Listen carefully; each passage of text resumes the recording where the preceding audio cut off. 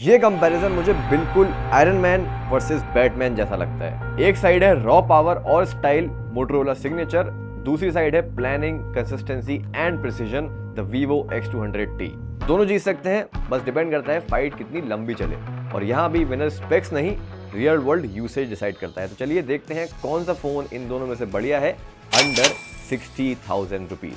Let's begin. So while I was writing about their design, मेरे को एक बात रियलाइज हुई, अब इस प्राइस सेगमेंट में ऑलमोस्ट सारे ही फोन्स काफी स्टाइलिश येट ड्यूरेबल होते हैं। मोटोरोला सिग्नेचर को ही देख लेते हैं। 60,000 में आई डोंट थिंक कोई और फोन ये फिट एंड फिनिश ऑफर करता है विद सच गुड लुक्स।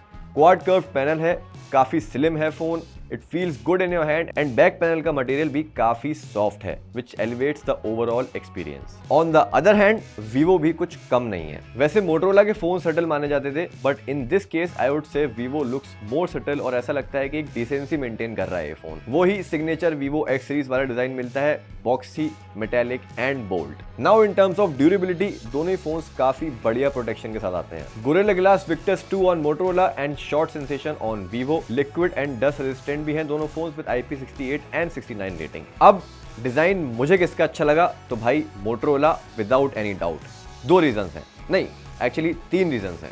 दिखता बहुत खूबसूरत है, उससे भी बढ़िया आपको हाथ में फील होता है, and lastly military grade protection है, तो इजीली डैमेज होने का भी डर नहीं। It was at this moment that he knew.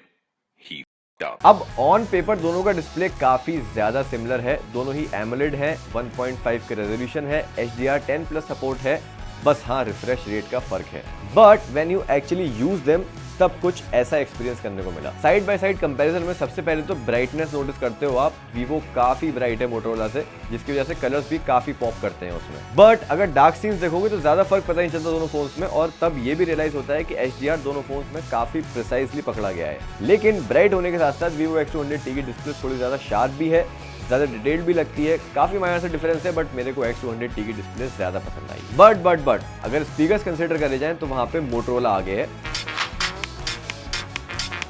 क्योंकि एक तो विजुअल्स एकदम लिमिटलेस लगते हैं इसमें thanks to its quad curve display and ultra thin bezels, और इसके बाद स्पीकर्स ज्यादा अच्छे हैं इस फोन के in comparison to Vivo X200T। Performance interesting है बिकॉज जिस डिजाइन की हम तारीफ कर रहे थे उसके कुछ ड्रॉबैक्स भी हैं। So the Motorola signature is powered by the Snapdragon 8 Gen 5 and Vivo X200T में आपको मिलता है MediaTek Dimensity 9400। तो मतलब Qualcomm वर्सेस MediaTek भी है यहाँ पे। देखो रॉ परफॉर्मेंस में दोनों फोन्स बढ़िया हैं, इनफैक्ट मोटोरोला आगे है अगर हम बेंचमार्क्स की बात करें। बट स्लिम डिजाइन है तो मतलब हीट ज्यादा ट्रैप होती है, फोन लंबे टाइम तक गर्म रहता है और परफॉर्मेंस कॉन्स्टेंटली लोअर होती है। वेयरएज Vivo भी गर्म होता है बट जल्दी कूल डाउन हो जाता है, एंड ये चीज हमने काफी विविडली नोटिस करी इन BGMI टेस्ट। तो दोनों फोन्स में आप BGMI 120 FPS पे खेल सकते हो और गेम प्ले एक्चुअली स्मूथ भी है। एक मैच खेला हमने एंड दोनों ने काफी बढ़िया परफॉर्म किया, बट अगर लगातार 4-5 मैचेस खेलोगे तो Vivo बेटर फ्रेम कंसिस्टेंसी देगा। And not just BGMI but ऐसे ही सिमिलर रिजल्ट्स हमने Wuthering Waves में भी देखे, जो काफी ग्राफिकली इंटेंसिव गेम है। अब दोनों में से किस फोन के कैमरा ज्यादा बढ़िया है, यही सवाल आप लोगों में से काफी लोगों के दिमाग में होगा, बिकॉज दोनों ही कैमरा हैवी फोन्स हैं। दोनों फोन्स में आपको 3 50 मेगापिक्सल के सेंसर्स मिलते हैं पीछे, जिसमें से एक पेरिस्कोप सेंसर है। अब पिक्चर जो हमने ली है उसमें एक चीज साफ साफ दिखती है, Vivo का कैमरा काफी सही ऑप्टिमाइज है, शेडोज बेटर मेंटेन करता है, कलर्स नेचुरल है। मोटोरोला थोड़ा ओवर सैचुरेट ज्यादा करता है, फोटो शार्प भी Vivo में ज्यादा लगे मुझे, एंड मोटोरोला के पिक्चर्स बिना बात के हेजी हो रहे हैं। जैसे लो लाइट पिक्चर्स में टेलीफोटो एंड मेन सेंसर्स दोनों ने बढ़िया काम किया है मोटोरोला के, बट सिर्फ एक चीज पिक्चर्स हेजी हो रही हैं, जिससे Vivo की फोटो ज्यादा शार्प दिखती हैं। पोर्ट्रेट्स में Vivo को कोई बीट नहीं कर सकता, दैट्स ट्रू, बट यहाँ पे AI का थोड़ा गलत इस्तेमाल हुआ है। जैसे कि आप देख सकते हो दोनों के एज डिटेक्शन अच्छा है, डिटेल्स बढ़िया कैप्चर हो रही हैं, लेकिन ये फोटो मोटोरोला ने एकदम नेचुरल ली है और Vivo ने चला दी AI की छड़ी, क्योंकि रीजन है ये पीछे विंडशील्ड में reflection. And lastly ultra wide lens, जिसमें मोटोरोला का फील्ड ऑफ व्यू ज्यादा बढ़िया है Vivo X200T के फील्ड ऑफ व्यू से, एंड कंसिस्टेंसी भी मोटोरोला के अल्ट्रा वाइड शॉट्स में बेटर है। बट स्टिल कैमरा फोन तो भाई Vivo X200T ही है, जो बोलना है बोल लो। And that brings us to our last parameter, battery. अब ये जो पैरामीटर है काफी ज्यादा कॉम्पिटिटिव हो गया इस सेगमेंट में, बिकॉज अब ऑलमोस्ट सारे ही फोन 6000, 7000, इवन 10,000 mAh तक के साथ आ रहे हैं। But Motorola does it the classic way, 50 to 100 mAh की बैटरी मिलती है, जिसका स्क्रीन ऑन टाइम काफी अच्छा आया है कंसिडरिंग द बैटरी साइज। लेकिन फॉर्चुनेटली बैटरीज का अब नया नॉर्मल है 6000 से 7000 mAh के बीच। तो Vivo X200T में आपको मिलती है 60 to 100 mAh की बैटरी, जिसका स्क्रीन ऑन टाइम मोटोरोला से काफी बेटर है।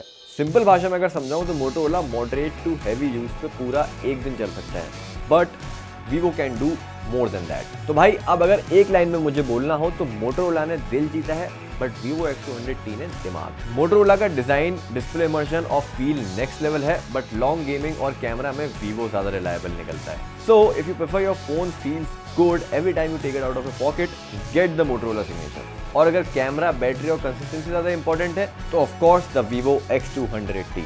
गलत कोई भी नहीं है, बस प्रायोरिटीज थोड़ी थोड़ी अलग है। हाँ, अगर आप मेरे से पूछोगे तो भाई